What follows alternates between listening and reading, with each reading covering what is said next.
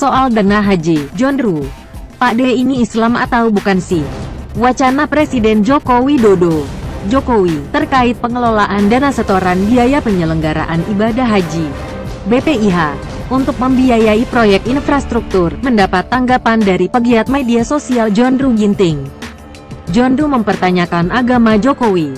Ia juga menyebut orang yang menyalahgunakan dana haji akan terkena azab.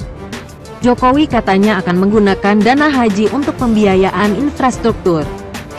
Pak D ini Islam atau bukan sih? Kalau Islam, pasti paham bahwa menyalahgunakan biaya haji itu hukumnya haram.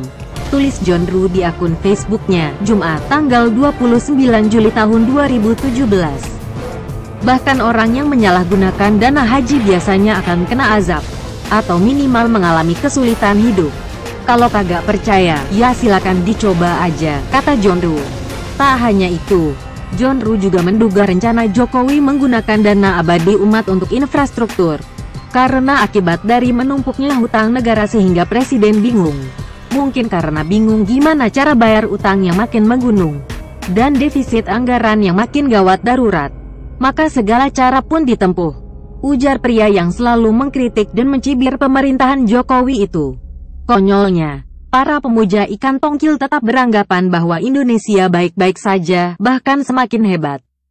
Iya, hebat defisitnya, hebat utangnya, tandasnya.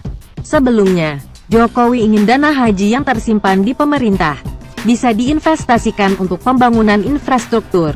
Nantinya, lanjut Jokowi, keuntungan dari investasi tersebut bisa dipakai untuk melakukan subsidi ongkos dan biaya haji, sehingga lebih terjangkau oleh masyarakat. Anggota Badan Pelaksana Pengelola Keuangan Haji, BPKH, Anggito Abimanyu memastikan, pihaknya siap menjalankan instruksi Presiden.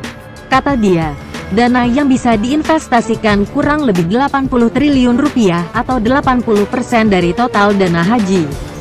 Sementara itu Menteri Agama Lukman Hakim Saifuddin mengatakan, dana haji boleh dikelola untuk hal-hal yang produktif termasuk pembangunan infrastruktur. Kebolehan ini mengacu pada konstitusi maupun aturan fikih.